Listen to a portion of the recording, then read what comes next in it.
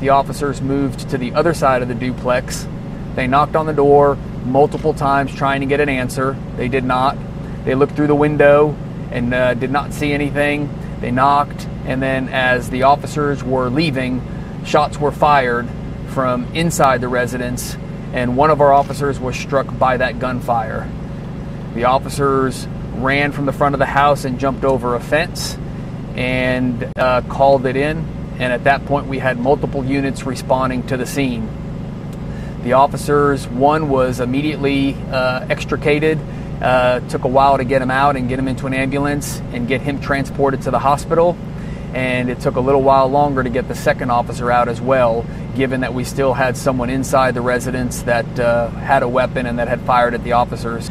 We did end up with a third officer who did return fire towards the residence as the officers were being fired at. The two officers that were injured were both transported to a local area hospital. One officer received a gunshot wound to their right arm and is currently being treated for that.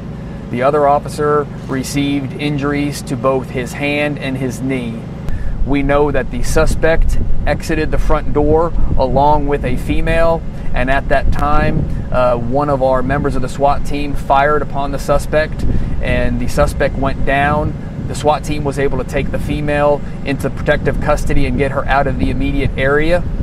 The suspect that came out of the residence has been pronounced. He was pronounced at 2:10 this morning.